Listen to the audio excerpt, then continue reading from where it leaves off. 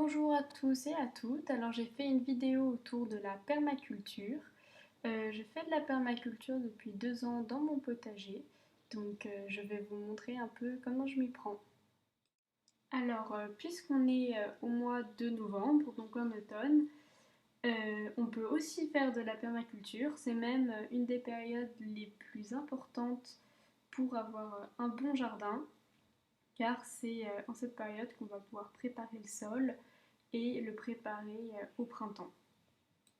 Donc pourquoi est-ce que l'automne est une des périodes les plus importantes en permaculture? Tout simplement car c'est à ce moment-là qu'on va pouvoir préparer notre sol au mieux. Il est encore assez humide et assez chaud de l'été en automne. Donc on va pouvoir y permettre le développement de plusieurs organismes, d'êtres vivants qui vont ensuite participer à la qualité de notre sol. Présente mon potager. Là, c'était la période de fin août. J'y ai planté des haricots, des tomates principalement. Et j'avais commencé des semis de poireaux, radis et navets.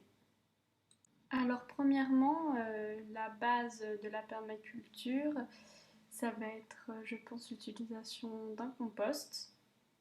Donc, c'est un endroit où on va pouvoir y mettre tous les déchets organiques, ils vont se décomposer et ensuite, au bout d'un certain moment, on peut le réparpiller dans le potager. Donc là, mon compost a été créé il y a 2 ans, en même temps que le potager, et il va être un élément très important dans les étapes qui vont suivre pour la permaculture en automne. En plus de ça, j'ai la chance d'avoir 2 chèvres qui, par leurs déchets, créent du fumier, qui est aussi un très bon engrais pour mon potager. Je suis donc allée récupérer le fumier dans leur cabane, que je vais ensuite pouvoir aller épandre dans le potager. Alors j'avais déjà commencé à préparer la majeure partie de mon potager. Donc j'ai décroché tous les pieds de tomates, je les ai déracinés et posés sur le sol, pareil pour les pieds de haricots. Puisque j'ai déjà fait tout ça, j'en ai gardé un de côté et je vais vous montrer les étapes à suivre pour euh, préparer le sol sur un endroit. Alors c'est ce pied de tomate là que j'ai pu conserver. Il a encore des tomates, mais elles ne mûriront pas puisque les températures ne le permettent plus. Alors, dans un premier temps, je vais donc le déraciner, le défaire du tuteur et le mettre au sol. Je vais mettre simplement une fine pellicule de terre par-dessus.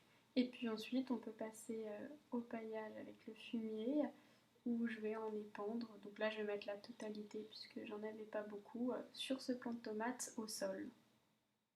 Donc une fois qu'on a mis bien la paille à cet endroit, eh bien on va pouvoir se servir du compost. Donc je suis allée chercher du compost, j'ai gratté le fond pour ensuite en mettre une certaine quantité dans la boîte et pouvoir aller l'étendre. Donc là, je fais que sur cette parcelle-là, je le ferai après sur l'intégralité du potager, mais c'est pour vous montrer ce qu'il faut faire de façon générale.